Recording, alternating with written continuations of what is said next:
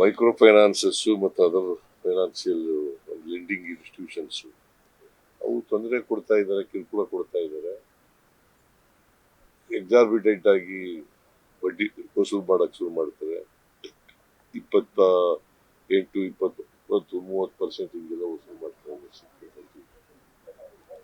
So ಹಂಗಾಗಿ ಜನ ಬೇಸತ್ತು ಸಾಲ ತೀರ್ಸಕ್ಕಾಗದೆ ಆತ್ಮಹತ್ಯೆಗೆ ಶರಣಾಗಿರ್ತಕ್ಕಂಥ ನಾನು ಎಲ್ಲ ಜನರಲ್ಲಿ ಮನವಿ ಮಾಡ್ತೇನೆ.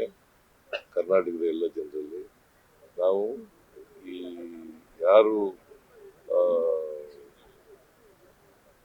ವಿಪರೀತವಾಗಿ ಬಡ್ಡಿ ವಸೂಲು ಮಾಡ್ತಾರೆ ಮತ್ತೆ ಕಾನೂನು ಬಾಹಿರವಾಗಿ ಮಾಡ್ತಾರೆ, RBI ನಿಯಮಾವಳಿಗಳನ್ನು ಉಲ್ಲಂಘನೆ ಮಾಡ್ತಾರೆ, ಅವ್ರ ಮೇಲೆ ಕ್ರಮ ತಗೊಳ್ತೀವಿ. ಯಾರು ಕೂಡ ನೀವು ಆತ್ಮಹತ್ಯೆ ಮಾಡ್ಕೊಳ್ತಕ್ಕಂಥ ಅಥವಾ ಇನ್ಯಾವುದೇ ರೀತಿಯ ಕ್ರಮಗಳನ್ನು ತಗೊಳ್ಬಾರದು ಅಂತ ಹೇಳಿ ಅವರಲ್ಲಿ